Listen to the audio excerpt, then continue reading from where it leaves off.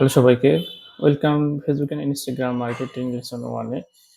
Facebook and Instagram marketing এ যখন আলোচনা করি, তখন আমরা ২ টা জিনিস দেখতে পাই। সেটা হচ্ছে organic marketing and paid marketing. Organic ভাবে আমরা যেটা দেখি যেটা হচ্ছে পোস্টের মাধ্যমে একটা অর্গানিক একটা গ্রুপ অর্গানিক ভাবে পোস্ট, ফেসবুক পোস্ট একটা গ্রুপের মাধ্যমে আমরা অর্গানিক মার্কেটিং করে থাকি। এখানে কোনো পেইড কোনো খরচ করতে হয় না।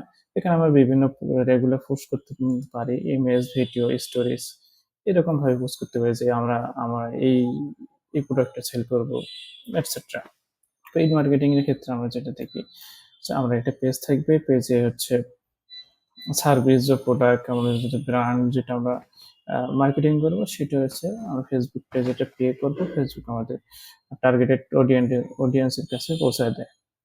তো অর্গানিক অ্যান্ড পেইড মার্কেটিং এর ক্ষেত্রে ২ টা আমরা আ পার্থক্য দেখতে পারি। সেটা হচ্ছে অর্গানিক এর ক্ষেত্রে হচ্ছে ফ্রি, পেইড এর ক্ষেত্রে আমাদের একটা রিকোয়ারমেন্ট একটু বাজেট রাখতে হয়, ডেইলি বাজেট এই আরকি। তারপর হচ্ছে আ দেখা যায় যে Facebook একটা এমন একটি marketing process right now. Day by day এটা গ্রো করতেই থাকতেছে।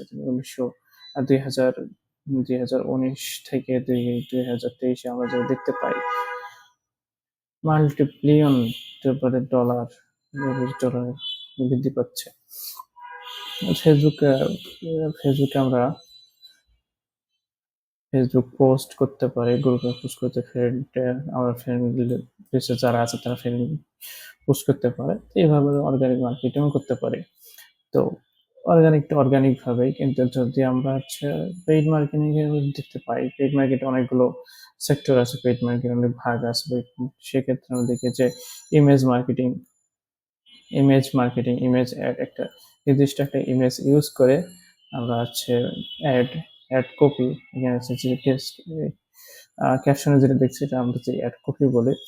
তারপর হচ্ছে একটা ইমেজ ব্যবহার করে আমরা এটা হচ্ছে ইউজ করতে পারি। তো অবশ্যই যে সকল পেজে আমরা ইমেজ ইমেজ অ্যাড দেখতে পাই সেগুলোতে এরকম স্পন্সর লেখা থাকবে। সিঙ্গেল একটা ইমেজ দিয়ে আমরা এটা করতে পারি। তারপর হচ্ছে ভিডিওটা হচ্ছে আমরা পেজের মাধ্যমে একটা ভিডিও আপলোড দিতে পারি। তারপর হচ্ছে একটা অ্যাড কপি দিতে পারি। অ্যাড কপি দিয়ে আমরা এটা হচ্ছে প্রমোশন করতে পারি। প্রমোশন ক্ষেত্রে এখানে অবশ্যই স্পন্সর লেখা থাকবে। তারপর এখানে একটা হচ্ছে বাটন থাকবে। এখানে আমরা নিজেরা এই বাটনগুলো দিতে পারি না।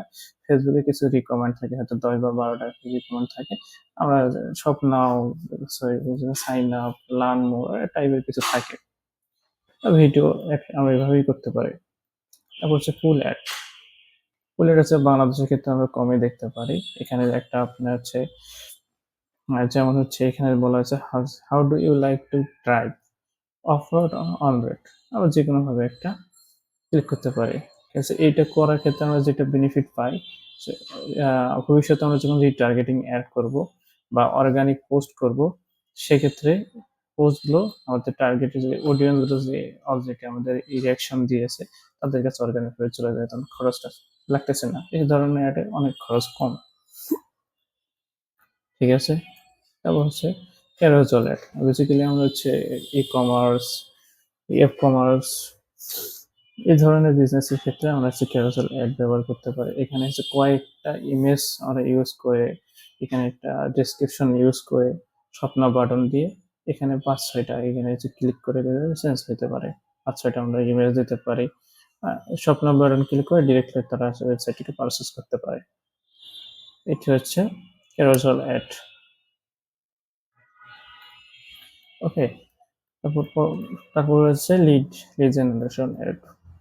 এখানে হচ্ছে সিঙ্গেল একটা ইমেজ আমরা ইউজ করতে পারি। এখানে একটা আমাদের ইনফরমেশন দিতে পারি যে এখানে ক্লিক করার পরেই আমাদের একটা ফর্ম পাবো। এখানে আমরা ফর্মটা পূরণ করতে পারবো। এটা হচ্ছে যে সকল বিজনেসের ক্ষেত্রে ইউজ করা হয়। বাংলাদেশে এটা কমই ইউজ করা হয়। সেক্ষেত্রে বড় যেমন গাড়ি সেলের ক্ষেত্রে, গাড়ি তো বাংলাদেশে এমন কোনো লোক নাই যে অ্যাড দেখলো আর অ্যাড টু কার্ট করে ফেললো বা পারচেজ করে ফেললো। তো সেক্ষেত্রে আমাদের হচ্ছে একটা ফর্ম এটা করতে হচ্ছে, গাড়ি বা ফ্ল্যাট বিক্রির ক্ষেত্রে এটা করতে হচ্ছে একটা ফর্মের ক্ষেত্রে হচ্ছে তারা হচ্ছে ইউজ করতে পারে যে তাদের নাম, ঠিকানা বা ফোন নাম্বার এখানে তারা সাবমিট করতে পারে। তারপরে হচ্ছে কাস্টমার আমাদের একজন মার্কেটার বা কাস্টমার কেয়ার থেকে তাদেরকে কল দিয়ে তাদের সাথে ডিল করতে পারে। স্যার আপনারা কি ধরনের গাড়ি চাচ্ছেন? আপনার রিকোয়ারমেন্ট কি? আপনার বাজেট কি? তো সেক্ষেত্রে লিড জেনারেশন একটা আমরা করতে পারি। ওকে? তারপর হচ্ছে মেসেঞ্জার অ্যাড। মেসেঞ্জার অ্যাডস হচ্ছে আমাদের এই যে হুট করে একটা আমরা যে মেসেঞ্জার যখন একটা টেক্সট করি ফ্রেন্ডের সাথে তথ্য আদান প্রদান করি বা আ তখন হুট করে আমরা এই ধরনের অ্যাড দিতে পারি। এটা হচ্ছে মেসেঞ্জার অ্যাড। এক্ষেত্রে এইটুকু ছোট্ট লাইনের মধ্যে ওটা এমন একটা ইনফরমেশন আমাদের পুট করতে হবে যে একটুটুকুর মধ্যেই তারা যেন বুঝতে পারে না যে আমাদের টার্গেট কি, আমাদের কি সেল করতে চাচ্ছি বা কি সার্ভিস করতে চাচ্ছি। এই ধরনের অ্যাড দেওয়া অনেক টাফ। তো অনেক বুদ্ধিমত্তার সাথে এই কাজটা করতে হয় মার্কেটারদের। ওকে? ওকে। তারপর হচ্ছে ফেসবুক আপনাদের লাইক যেমন আমরা একটা নতুন বিজনেস রান করছি, আমাদের নতুন পেজ। তো পেজটা আমাদের টার্গেট অডিয়েন্সের কাছে আমরা হচ্ছে প্রমোট করতে পারি। সেক্ষেত্রে এখানে একটা বাটন থাকবে।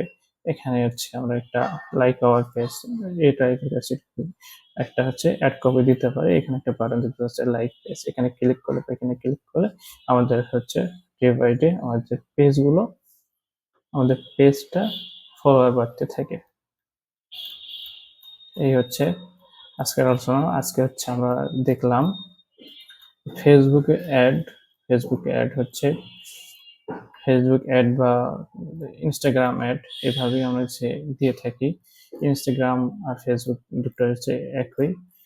হ্যাঁ, ওকে এখানে হচ্ছে ফেসবুক এভাবে দেখাবে, ইনস্টাগ্রাম হচ্ছে ওইভাবেই দেখাবে। ওকে, তো ফেসবুক অ্যাড ক্ষেত্রে আমরা যে জিনিসটা করতে পারি সেটা হচ্ছে আমাদের অবশ্যই একটা পেজ থাকবে। পেজের মাধ্যমে আমরা প্রমোশন করব। পেজটা হচ্ছে